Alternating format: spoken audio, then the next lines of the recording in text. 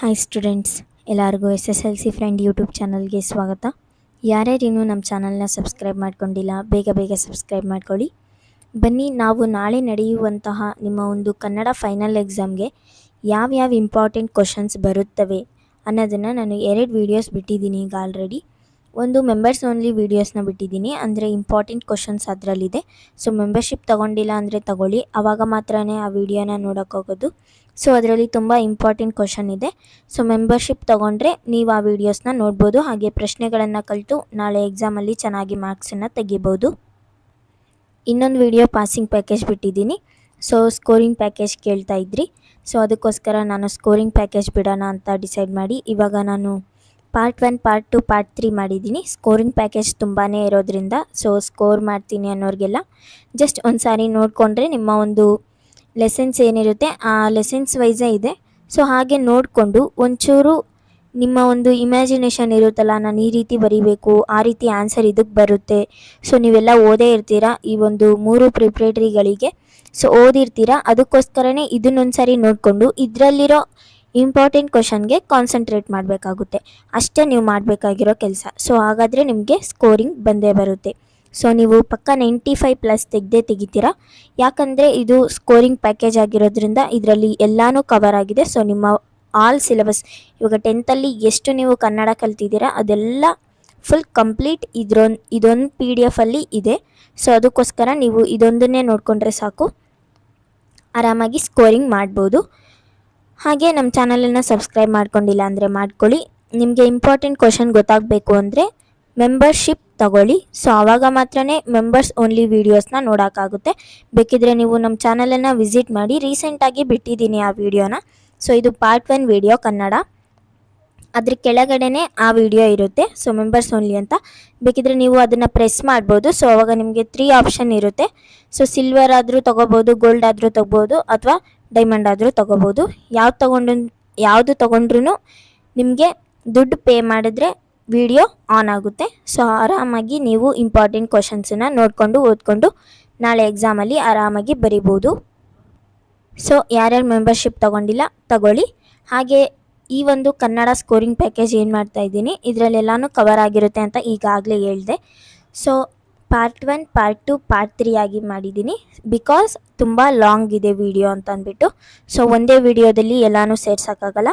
ಅದಕ್ಕೆ ಈ ವಿಡಿಯೋ ಕೆಳಗಡೆ ಪಾರ್ಟ್ 2 ಅಂತ ಕಮೆಂಟ್ ಹಾಕಿ, ಆದಷ್ಟು ಬೇಗ ಬಿಡ್ತೀನಿ ನಾನು, ಯಾಕಂದರೆ ನಾಳೆನೇ ಎಕ್ಸಾಮ್ ಇರೋದ್ರಿಂದ ನೀವು ನೈಟ್ ಅಷ್ಟರಲ್ಲಿ ರೆಡಿ ಆಗಬೇಕಾಗುತ್ತೆ. ಅದಕ್ಕೋಸ್ಕರನೇ ನಾನು ಎಕ್ಸಾಮ್ ಬಗ್ಗೆ ಈಗ ಆಲ್ರೆಡಿ ಪಾಸಿಂಗ್ ಪ್ಯಾಕೇಜ್ ವಿಡಿಯೋದಲ್ಲಿ ಇಂಟ್ರಡಕ್ಷನ್ ಕೊಟ್ಟಿದ್ದೀನಿ, ಯಾವ ರೀತಿ ಕೂಲಾಗಿ ಹ್ಯಾಂಡಲ್ ಮಾಡಬೇಕು ಎಕ್ಸಾಮ್ನ ಅಂತಂದ್ಬಿಟ್ಟು. ಸೊ ಇದರಲ್ಲೇನು ಎಕ್ಸ್ಟ್ರಾ ಹೇಳೋಕ್ಕೋಗಲ್ಲ, ನಾನು ಯಾವಾಗಲೂ ಹೇಳೋ ರೀತಿಯೇ. ವಿಡಿಯೋ ಇಷ್ಟ ಆದರೆ ಲೈಕ್ ಮಾಡ್ಕೊಳ್ಳಿ, ಮೆಂಬರ್ಶಿಪ್ ತೊಗೊಂಡಿಲ್ಲ ಅಂದರೆ ತಗೊಳ್ಳಿ.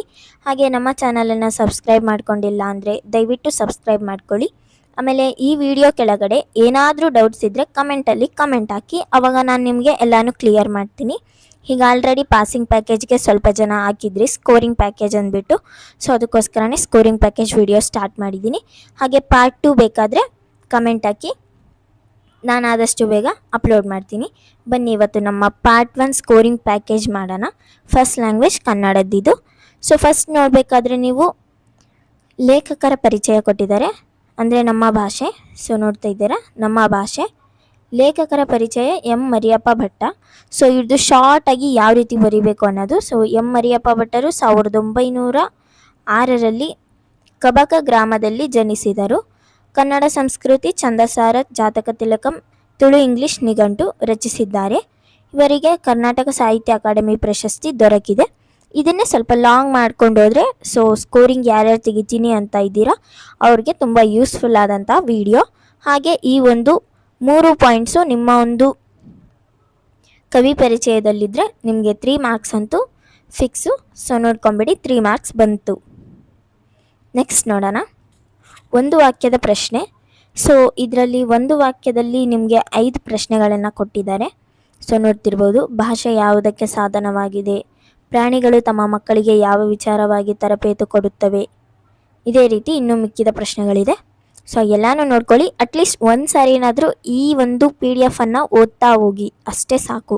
ಸ್ಕೋರಿಂಗ್ ಇರೋರು ಈಗ ಆಲ್ರೆಡಿ ಪ್ರಿಪೇರ್ ಆಗಿರ್ತೀರ. ಸಂಡೇ ಮತ್ತು ಮಂಡೇ ನಿನ್ನೆ.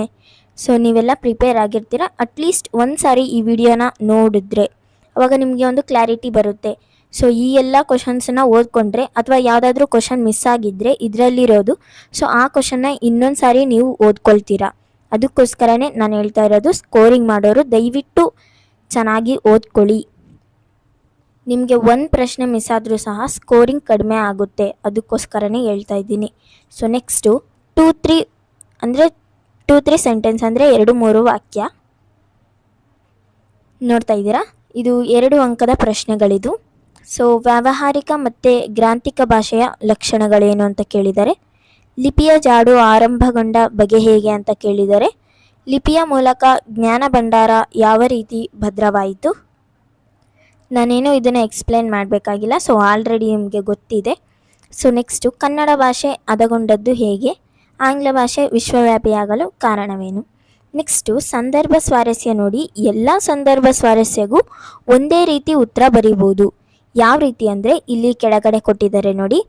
ನಾನು ಇದೊಂದಕ್ಕೆ ಎಕ್ಸ್ಪ್ಲೇನ್ ಮಾಡ್ತೀನಿ, ನೆಕ್ಸ್ಟಿಂದ ಸೇಮ್ ಇದೇ ರೀತಿಯೇ ಕಂಟಿನ್ಯೂ ಆಗುತ್ತೆ. ಸೊ ಆಯ್ಕೆ ಅಂತ ಬಂದರೆ, ಈ ವಾಕ್ಯವನ್ನು ಎಂ ಮರಿಯಪ್ಪ ಭಟ್ಟ ರವರು ಬರೆದಿರುವ ಕನ್ನಡ ಸಂಸ್ಕೃತಿ ಕೃತಿಯಿಂದ ಆರಿಸಿಕೊಳ್ಳಲಾಗಿದೆ ಮತ್ತು ನಮ್ಮ ಭಾಷೆ ಎಂಬ ಗದ್ಯ ಭಾಗದಿಂದ ಆರಿಸಲಾಗಿದೆ. ಈ ರೀತಿ ನೀವು ಸ್ವಲ್ಪ ಸೆಂಟೆನ್ಸನ್ನು ಲಾಂಗ್ ಮಾಡಿಬಿಟ್ಟು ಬರೆದ್ರೆ ನಿಮಗೆ 1 ಮಾರ್ಕ್ ಬಂತು ಆಯ್ಕೆಗೆ. ನೆಕ್ಸ್ಟು ಸಂದರ್ಭ ನೋಡಿ. ಈ ಒಂದು ಎಲ್ಲ ಪ್ರಶ್ನೆಗಳು ಮೇಲೆ ಏನು ಕಾಣಿಸ್ತಿದೆ, ಈ 4 ಪ್ರಶ್ನೆಗಳಿಗೂ ಸಹ ಸಂದರ್ಭ, ಲಿಪಿಯ ಆರಂಭ, ಲಿಪಿಯ ಮಹತ್ವ, ಭಾಷೆ ಮತ್ತು ಸಾಹಿತ್ಯದ ಉಗಮ, ಬೆಳವಣಿಗೆ, ಕನ್ನಡ ಭಾಷೆ ಮತ್ತು ಸಾಹಿತ್ಯ ಹದಗೊಂಡ ಬಗೆ, ಪ್ರತಿ ಭಾಷೆಗೂ ಸಿಗಬೇಕಾದ ಗೌರವವನ್ನು ತಿಳಿಸುವ ಸಂದರ್ಭದಲ್ಲಿ ಲೇಖಕರು ಈ ಮಾತನ್ನು ಹೇಳಿದ್ದಾರೆ. ಸೊ ನಿಮ್ಮ ಒಂದು ಸೆಕೆಂಡ್ ಅಂದರೆ 2 ಮಾರ್ಕ್ ಕವರ್ ಆಯಿತು. ಎಷ್ಟು? ಆಯ್ಕೆ ಮತ್ತು ಸಂದರ್ಭದಲ್ಲಿ 2 ಅಂಕ ಬಂತು. ಸೊ ಇದೊಂದನ್ನೇ ಬರೆದ್ರೆ ಸಾಕು, 5 ಪ್ರಶ್ನೆಗಳಿಗೂ ಇದೊಂದೇ ಆನ್ಸರ್ ಆಗಿರುತ್ತೆ. ನೆಕ್ಸ್ಟ್ ನೋಡೋದಾದರೆ ಸ್ವಾರಸ್ಯ. ಭಾಷೆಯ ಸೊಬಗು ಮತ್ತು ಅದರ ಮಹತ್ವವು ಸ್ವಾರಸ್ಯಪೂರ್ಣವಾಗಿ ವ್ಯಕ್ತಗೊಂಡಿದೆ. ಸೊ ಇಷ್ಟಕ್ಕೆ ನಿಮಗೆ 3 ಮಾರ್ಕ್ ಬಂತು. ಸೊ ಆಲ್ಮೋಸ್ಟ್ ಆಲ್ ನಿಮ್ಮ ಒಂದು ಸಂದರ್ಭ ಸ್ವಾರಸ್ಯ ಇದೇ ರೀತಿ ಇರಬೇಕು. ಬಿಕಾಸ್ ಇದು ಎಲ್ಲ ಕವರ್ ಮಾಡ್ಕೊಂಡಿದೆ, ಅಂದರೆ ಫುಲ್ ಲೆಸನ್ ವೈಸನ್ನೇ ತಗೊಂಡಿದೆ. ಸೊ ನೋಡ್ತಿರ್ಬೋದು, 4 ಪ್ರಶ್ನೆಗಳಿಗೂ ಒಂದೊಂದು ಸಂದರ್ಭ ಬರೆಯೋದ್ರ ಬದಲು ನಿಮ್ಮ ಒಂದು ಕಡಿಮೆ ಸಮಯದಲ್ಲಿ ಈ 4 ಪ್ರಶ್ನೆಗಳಿಗೂ ಒಂದೇ ಸಂದರ್ಭ ಒಂದೇ ಸ್ವಾರಸ್ಯನ ಬರೆದ್ರೆ ನಿಮಗೆ ಈಸಿ ಆಗುತ್ತೆ, ಹಾಗೆ ಓದೋಕ್ಕೆ ಕಡಿಮೆ ಟೈಮ್ ತಗೊಳುತ್ತೆ. ಆರಾಮಾಗಿ ನಾಳೆ ಒಂದು ಸ್ವಲ್ಪ ಇದನ್ನೇ ಲಾಂಗ್ ಮಾಡಿದ್ರೆ ಆಗೋಯ್ತು ಆನ್ಸರ್ನ. ಸೊ ನಿಮ್ಮ ಒಂದು 3 ಮಾರ್ಕ್ಸ್ ಕಂಪ್ಲೀಟಾಗಿ ಇದರಲ್ಲಿ ಕವರ್ ಆಗುತ್ತೆ. ನೆಕ್ಸ್ಟ್ ನೋಡೋಣ ನೋಡಿ. ನೆಕ್ಸ್ಟು 8-10 ವಾಕ್ಯದ ಪ್ರಶ್ನೆ ಯಾವ್ದು ಬರುತ್ತೆಪ್ಪ ಅಂದರೆ, ಸೊ ಇದರಲ್ಲಿ ನಾನು ನಿಮಗೆ ಒಂದು ಹೇಳಕ್ಕೆ ಏನು ಇಷ್ಟಪಡ್ತೀನಿ ಅಂದರೆ, ಸೊ ಈ ಪಾಠದಿಂದ 8-10 ವಾಕ್ಯದ ಪ್ರಶ್ನೆಗಳನ್ನು ಸ್ಕಿಪ್ ಮಾಡಿಬಿಡಿ. ಅಂದರೆ ಇವಾಗ ನಾನು ಏನು ಹೇಳ್ತಿದ್ದೀನಿ ಅಂದರೆ, ಸೊ ನಿಮಗೆ ಶಬರಿ ಪಾಠದಿಂದ ಮಾತ್ರನೇ 8-10 ವಾಕ್ಯದ ಪ್ರಶ್ನೆ ಬರೋದು ಪಾಠದಲ್ಲಿ. ಸೊ ಅದಕ್ಕೋಸ್ಕರ ಇದರಲ್ಲಿ 8-10 ವಾಕ್ಯದ ಪ್ರಶ್ನೆನ ಬಿಟ್ಬಿಡಿ. ಸೊ ಯಾರ್ಯಾರು ಸ್ಕೋರಿಂಗ್ ಮಾಡ್ತೀನಿ ಅಂತ ಕಾಯ್ತಾ ಇದ್ದೀರಾ ಅವ್ರಿಗೆ ಇದೊಂದು ಗುಡ್ ನ್ಯೂಸು. ಯಾಕಂದರೆ ಎಲ್ಲ ಪಾಠದಲ್ಲೂ 8-10 ವಾಕ್ಯನ ಓದ್ಕೊಳಕ್ಕೆ ಹೋಗಬೇಡಿ, ಶಬರಿ ಪಾಠದಲ್ಲಿ ಮಾತ್ರನೇ ಬರೋದು. ಅದಕ್ಕೋಸ್ಕರ ಆ ಒಂದು ಪಾಠದಿಂದ ಮಾತ್ರನೇ ನೀವು 8-10 ವಾಕ್ಯದ ಪ್ರಶ್ನೆನ ಓದಬೇಕಾಗುತ್ತೆ. ಇದೊಂದು ಕರೆಕ್ಟಾಗಿ ಕೇಳಿಸ್ಕೊಳ್ಳಿ, ಎಲ್ಲೂ ಸ್ಕಿಪ್ ಮಾಡಬೇಡಿ ವಿಡಿಯೋನ ಅಂತ ಹೇಳೋದು ಇದಕ್ಕೇನೆ. ಯಾಕಂದರೆ ನೀವು ಎಲ್ಲನೂ ಓದ್ಕೊಳ್ತಿರ್ತೀರ, ಈ ರೀತಿ ನಿಮಗೆ ಒಂದೊಂದು ಕ್ವಶನ್ಸ್ ಎಲ್ಲ ಕಡಿಮೆ ಆಗುತ್ತೆ. ಸೊ ಈ ರೀತಿ ಮಾಡಿದಾಗ ನೀವು ಪೂರ್ತಿ ವಿಡಿಯೋನ ನೋಡಿದಾಗ ಮಾತ್ರನೇ ನಿಮಗೆ ಗೊತ್ತಾಗುತ್ತೆ ನಾನು ಇಷ್ಟು ಓದಬೇಕು ಅಂತ. ಸೊ ಈ ಪಾಠನ ಅಂದರೆ ಈ ಪಾಠದ 8-10 ವಾಕ್ಯದ ಪ್ರಶ್ನೆಗಳನ್ನು ಓದ್ಕೊಳ್ಳೇಬೇಡಿ, ಬರೋದಂತೂ ಇಲ್ಲ, ಪಕ್ಕ ಬರೋದಿಲ್ಲ. ಸೊ ಶಬರಿ ಪಾಠದಿಂದ ಮಾತ್ರನೇ 8-10 ವಾಕ್ಯದ ಪ್ರಶ್ನೆ ಬರುತ್ತೆ. ನೆಕ್ಸ್ಟ್ ನೋಡೋಣ ವ್ಯಾಘ್ರಗೀತೆ. ನೆಕ್ಸ್ಟು ಸೇಮ್ ಇದೆ ನೋಡ್ತಿರ್ಬೋದು. ಫಸ್ಟು ಲೇಖಕರ ಪರಿಚಯ, 1 ವಾಕ್ಯದ ಪ್ರಶ್ನೆಗಳು, 2-3 ವಾಕ್ಯದ ಪ್ರಶ್ನೆಗಳು. ಇದಕ್ಕೂ ಸಹ ಅಷ್ಟೇ ಸಂದರ್ಭ ಸ್ವಾರಸ್ಯ ಈ ಒಂದು 4 ಪ್ರಶ್ನೆಗಳಿಗೂ ಸೇಮ್ ಇದೆ. ಸೊ ನೋಡ್ತಿರ್ಬೋದು, ಇದರಲ್ಲೂ ಅಷ್ಟೇ 8-10 ವಾಕ್ಯದ ಪ್ರಶ್ನೆಗಳನ್ನು ಸ್ಕಿಪ್ ಮಾಡಿ. ಸೊ ಇದನ್ನೆಲ್ಲ ಓದ್ಕೊಳ್ಳೋಕ್ಕೆ ಹೋಗಬೇಡಿ ನೀವು. So just skip it. Next ನೋಡೋಣ ನಾನು ಹೇಳ್ತಾ ಇರೋದನ್ನು ಕರೆಕ್ಟಾಗಿ ಕೇಳಿಸ್ಕೊಂಡು ಅನುಸರಿಸ್ಕೊಂಡು ಹೋಗೋರಿಗೆ ತುಂಬ ಈಸಿಯಾಗಿ ಆರಾಮಾಗಿ ಪಾಸ್ ಆಗ್ತೀರಾ ಎಕ್ಸಾಮಲ್ಲಿ. ಹಾಗೆ ಪಾಸ್ ಅಂದರೆ ಸ್ಕೋರಿಂಗು ಸಹ ಮಾಡ್ತೀರಾ. ಸೊ ಅದಕ್ಕೋಸ್ಕರನೇ ಪೂರ್ತಿ ವಿಡಿಯೋನ ನೋಡಿ. ನೆಕ್ಸ್ಟು ಭಾಗ್ಯಶಿಲ್ಪಿಗಳು ಈ ಪಾಠದಲ್ಲಿ DS ಜಯಪ್ಪ ಗೌಡ ನೋಡಿ, ಇವ್ರದ್ದೊಂದೇ ಇದೆ. ನೆಕ್ಸ್ಟು ಒಂದು ವಾಕ್ಯದ ಪ್ರಶ್ನೆಗಳು, ಕವಿ ಪರಿಚಯ ಒಬ್ಬರದೇ ಇರೋದು. ಸೊ ನೆಕ್ಸ್ಟು 3-4 ವಾಕ್ಯ ಪ್ರಶ್ನೆಗಳು. ಸಂದರ್ಭ ಸ್ವಾರಸ್ಯ ಇವಾಗ ನೀವು ನಾಲ್ವಡಿ ಕೃಷ್ಣರಾಜ ಒಡೆಯರ್ದೇ ಬೇರೆ ಓದಬೇಕಾಗುತ್ತೆ. ಆಮೇಲೆ ಸರ್ ಎಂ ವಿಶ್ವೇಶ್ವರಯ್ಯ ಅವರದ್ದೇ ಬೇರೆ ಓದಬೇಕಾಗುತ್ತೆ. ಅದಕ್ಕೋಸ್ಕರ ಇದೆಲ್ಲದನ್ನು ನೋಡ್ಕೊಂಡಿರಿ. ನೆಕ್ಸ್ಟು ಇದರಲ್ಲೂ ಸಹ 8-10 ವಾಕ್ಯದ ಪ್ರಶ್ನೆಗಳನ್ನು ಸ್ಕಿಪ್ ಮಾಡಿ. ಸೊ ಇದನ್ಯಾವುದನ್ನು ಓದ್ಕೊಳಕ್ಕೆ ಹೋಗಬೇಡಿ. ನೆಕ್ಸ್ಟ್ ನೋಡೋಣ. ನೆಕ್ಸ್ಟು ಎದೆಗೆ ಬಿದ್ದ ಅಕ್ಷರ. ಸೊ ಇದರಲ್ಲಿ ದೇವನೂರು ಮಹಾದೇವ ಅವರದ್ದು ಲೇಖಕರ ಪರಿಚಯ ಕೊಟ್ಟಿದ್ದಾರೆ. ಇದರಲ್ಲೂ ನೀವು ನೋಡ್ತಿರ್ಬೋದು ಒಂದು ಇಸ್ವಿ, ಆಮೇಲೆ ಅವರ ಊರು, ನೆಕ್ಸ್ಟು ಕೃತಿಗಳು ಯಾವ್ದ್ಯಾವ್ದಿದೆ ಅನ್ನೋದು, ನೆಕ್ಸ್ಟು ಏನು ಪ್ರಶಸ್ತಿ ಬಂದಿದೆ. ಸೊ 3 ಸೆಂಟೆನ್ಸ್ ಅಷ್ಟೇ. ಸೊ ನಿಮಗೆ 3 ಮಾರ್ಕ್ಸ್ ಕವರ್ ಆಗುತ್ತೆ ಇದರಲ್ಲೇ. ನೆಕ್ಸ್ಟು ಒಂದು ವಾಕ್ಯದ ಪ್ರಶ್ನೆ, ಆಮೇಲೆ 3-4 ವಾಕ್ಯದ ಪ್ರಶ್ನೆ, ಸಂದರ್ಭ ಸ್ವಾರಸ್ಯ. ಸೊ ಇದರಲ್ಲೂ ಅಷ್ಟೇ ನೋಡಿ, ನೀವೆಲ್ಲ ಸ್ವಲ್ಪ ಸಂದರ್ಭಗಳು ಬೇರೆ ಆಗಿರೋದ್ರಿಂದ ಸ್ವಲ್ಪ ಚೇಂಜ್ ಮಾಡ್ಕೊಳ್ಬೇಕಾಗುತ್ತೆ. ಹಾಗಾದರೆ ಎಲ್ಲರಿಗೂ ಮನೆ ಆಗುವವರೆಗೂ ನನಗೂ ಮನೆ ಬೇಡ, ಅಥವಾ ಏನ್ರಯ್ಯ ಏನು ಮಾಡ್ತಾ ಇದ್ದೀರಾ, ಈ 2 ಪ್ರಶ್ನೆಗಳು ಬಂದರೆ ನಿಮಗೆ ಒಂದೇ ಆನ್ಸರ್ ಆಗಿರುತ್ತೆ. ಸೊ ಕೆಳಗಡೆ ಏನು ನೋಡ್ತಿದ್ದೀರಾ ಇದೇ ಆನ್ಸರು. ಸೊ ನೋಡ್ಕೊಳ್ಳಿ. ನೆಕ್ಸ್ಟು ಕೆಳಗಡೆ ಇರುವಂಥ ಪ್ರಶ್ನೆಗಳು. ಸೊ ನೋಡ್ಕೊಳ್ಳಿ. ಯಾವ ಜೀವಿಯೂ ತನ್ನಷ್ಟಕ್ಕೆ ತಾನಿಲ್ಲ, ಅವರಿಗೆ ಅವರವರ ಪ್ರಜ್ಞೆಯೇ ದೇವರಾಗಿತ್ತು, ಈ ಸಮಷ್ಟಿ ಮನಸ್ಸಿನಲ್ಲಿ ಎಲ್ಲರೂ ಇರುತ್ತಾರೆ. ಸೊ ಈ 3 ಕ್ವಶನ್ಸಿಗೆ ಇದು ಆನ್ಸರ್ ಆಗಿರುತ್ತೆ.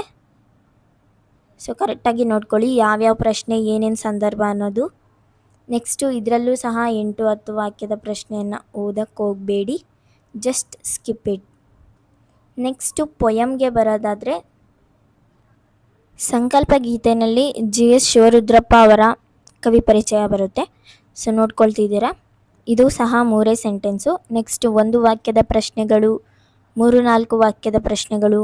ಸಂದರ್ಭ ಸ್ವಾರಸ್ಯ ಇದರಲ್ಲೂ ಅಷ್ಟೇ ನೋಡ್ತಿರ್ಬೋದು ನೀವು.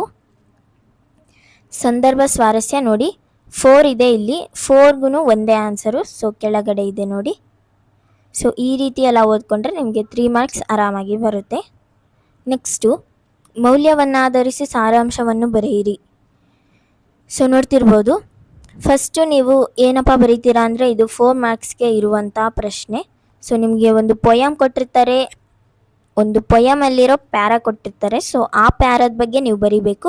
ಫಸ್ಟ್ ಆ ಪ್ಯಾರಾನ ಬರೆಯೋದ್ರ ಬದಲು ಅದರ ಒಂದು ಸ್ವಾರಸ್ಯವನ್ನು ಬರೆಯುವ ಮುಂಚೆ ಏನು ಬರೀಬೇಕಂದ್ರೆ ಆ ಒಂದು ಪ್ಯಾರಾ ಬರೆದಿರುವಂಥ ಕವಿ ಯಾವ ಒಂದು ಕೃತಿಯಿಂದ ಆರಿಸಲಾಗಿದೆ, ಯಾವ ಒಂದು ಪದ್ಯದಿಂದ ಆರಿಸಲಾಗಿದೆ, ಸ್ವಲ್ಪ ಆ ಒಂದು ಪೊಯಮಲ್ಲಿ ಏನು ಅಡಗಿಕೊಂಡಿದೆ ಮೌಲ್ಯಗಳು ಅನ್ನೋದನ್ನು ಕೆಳಗಡೆ ವಿವರಿಸ್ತಾ ಹೋಗಬೇಕು. ಸೊ ಇಷ್ಟು ಬರೆದ್ರೆ ನಿಮಗೆ 4 ಮಾರ್ಕ್ಸ್ ಕವರ್ ಆಗುತ್ತೆ. ನೆಕ್ಸ್ಟು 8-10 ವಾಕ್ಯದ ಪ್ರಶ್ನೆಗಳು ನೋಡ್ತಾ ಇದ್ದೀರಾ. ಇದು ಸಹ ಅಷ್ಟೇ, ಸ್ವಾರಸ್ಯ ಒಂದು ಬರೆದ್ರೆ ಸಾಕು ಈ ಪೊಯಮ್ದು. ಅಕಸ್ಮಾತ್ ನಿಮಗೆ 4 ಮಾರ್ಕ್ಸ್ಗೆ ಕೇಳಿದರೆ 8-10 ವಾಕ್ಯದ ಪ್ರಶ್ನೆಯಲ್ಲಿ. ನೆಕ್ಸ್ಟು ಕಂಠಪಾಠದ ಪದ್ಯ ಕೇಳಿದರೆ ನೋಡ್ತಿರ್ಬೋದು, ಕಲುಷಿತವಾದಿ ನದಿ ಜಲಗಳಿಗೆ, ಆಮೇಲೆ ಮತಗಳೆಲ್ಲವೂ ಪದಗಳು ಎನ್ನುವ. ಸೊ ಇದೆರಡರಲ್ಲಿ ಒಂದು ಕಲಿತ್ರೆ ಸಾಕು. ಈಗ ಆಲ್ರೆಡಿ ಕಲ್ತಿರ್ತೀರ, ಸೊ ಸ್ಕೋರಿಂಗ್ ಮಾಡ್ತೀನಿ ಅನ್ನೋರು, ಯಾರಾದರೂ ಪಾಸಿಂಗ್ ಆಗಬೇಕು ಅನ್ನೋರು ನೋಡ್ತಾ ಇದ್ದರೆ ಅವರು ಸಹ ಅಷ್ಟೇ ಒಂದನ್ನೇ ಕಲೀರಿ. ನೆಕ್ಸ್ಟು ಹಕ್ಕಿ ಹಾರುತ್ತಿದೆ ನೋಡಿದ್ದೀರಾ, ಈ ಒಂದು ಪೊಯಮಿಂದ ದ ರಾ ಬೇಂದ್ರೆ ಕವಿ ಪರಿಚಯ. ನೆಕ್ಸ್ಟ್ ಒಂದು ವಾಕ್ಯದ ಪ್ರಶ್ನೆಗಳು, 2-3 ವಾಕ್ಯದ ಪ್ರಶ್ನೆಗಳು, ಸಂದರ್ಭ ಸ್ವಾರಸ್ಯ ಸೇಮ್. ನೆಕ್ಸ್ಟ್ 8-10 ವಾಕ್ಯದ ಪ್ರಶ್ನೆ, ಕಂಠಪಾಠದ ಪದ್ಯಗಳು ಒಂದೇ ಓದ್ಕೊಳ್ಬೇಕು. ನೆಕ್ಸ್ಟು ಕೌರವೇಂದ್ರನ ಕೊಂದೆ ನೀನು, ಇದು ಸಹ ಅಷ್ಟೇ ಕವಿ ಪರಿಚಯ, 1 ವಾಕ್ಯದ ಪ್ರಶ್ನೆಗಳು, 2-3 ವಾಕ್ಯದ ಪ್ರಶ್ನೆಗಳು, ಸಂದರ್ಭ ಸ್ವಾರಸ್ಯ, ಹಾಗೆ ಮೌಲ್ಯವನ್ನಾಧರಿಸಿ ಭಾವಾರ್ಥ ಬರೆಯಿರಿ. ಹಾಗೆ 8-10 ವಾಕ್ಯದ ಪ್ರಶ್ನೆಗಳು, ಕಂಠಪಾಠದ ಪದ್ಯಗಳು. ನೆಕ್ಸ್ಟು ಛಲಮನೆ ಮೆರೆವೆಂ. ಸೊ ನೋಡ್ತಾ ಇದ್ದೀರಾ, ರನ್ನ ಅವ್ರದ್ದು ಕವಿ ಪರಿಚಯ ಕೊಟ್ಟಿದ್ದಾರೆ. 1 ವಾಕ್ಯ, 3-4 ವಾಕ್ಯ, ಸಂದರ್ಭ ಸ್ವಾರಸ್ಯ, ಮೌಲ್ಯವನ್ನು ಆಧರಿಸಿ ಭಾವಾರ್ಥ ಬರೆಯುವುದು. ಆಮೇಲೆ 8-10 ವಾಕ್ಯ. ಸೊ ನೆಕ್ಸ್ಟ್ ನೋಡಿ, ಕಂಠಪಾಠದ ಪದ್ಯ ಕೊಟ್ಟಿದ್ದಾರೆ. ನೆಕ್ಸ್ಟು ಪಠ್ಯಪೂರಕಕ್ಕೆ ಬಂದರೆ, ಸೊ ವಸಂತ ಮುಖ ತೋರಲಿಲ್ಲ, ಇದರಲ್ಲಿ ಒಂದು ವಾಕ್ಯದ ಪ್ರಶ್ನೆಗಳೇ 5 ಇದೆ. ಸೊ ನೋಡ್ಕೋತಿದ್ದೀರಾ ಯಾವ್ದ್ಯಾವ್ದೂ ತುಂಬ ಈಸಿಯಾಗಿರುತ್ತೆ, ಯಾವುದೇ ರೀತಿ ಕಷ್ಟ ಇರೋದಿಲ್ಲ ಇದರಲ್ಲಿ. ನೆಕ್ಸ್ಟು ಈ ಒಂದು ಪ್ರಶ್ನೆ ಏನು ನೋಡ್ತಿದ್ದೀರಾ, ಇದು ತುಂಬ ಇಂಪಾರ್ಟೆಂಟ್ ಪ್ರಶ್ನೆ.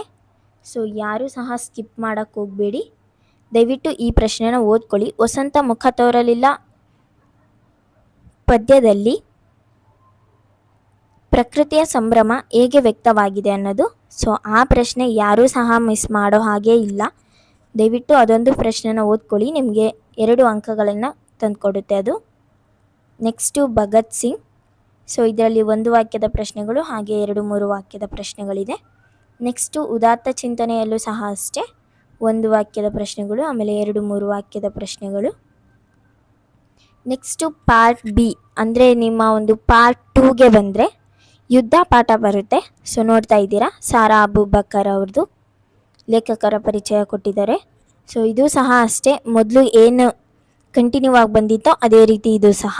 ಫಸ್ಟು ಒಂದು ವಾಕ್ಯದ ಪ್ರಶ್ನೆಗಳು, ಆಮೇಲೆ 3-4 ವಾಕ್ಯದ ಪ್ರಶ್ನೆಗಳು. ಸಂದರ್ಭ ಸ್ವಾರಸ್ಯ ಸ್ವಲ್ಪ ನೀವು ಡಿಫಿಕಲ್ಟ್ ಆಗುತ್ತೆ, ತುಂಬ ಇದೆ ಇದಕ್ಕೆ. ಬೇರೆ ಬೇರೆ ಸಂದರ್ಭ ಆಗಿರೋದ್ರಿಂದ ಹೆಚ್ಚು ಬೇರೆ ಬೇರೆ ಸಂದರ್ಭಗಳು ಇದರಲ್ಲಿ ಬರುತ್ತೆ. ನೆಕ್ಸ್ಟು ಇದರಲ್ಲೂ ಅಷ್ಟೇ 8-10 ವಾಕ್ಯದ ಪ್ರಶ್ನೆನ ಸ್ಕಿಪ್ ಮಾಡಬೇಕಾಗುತ್ತೆ.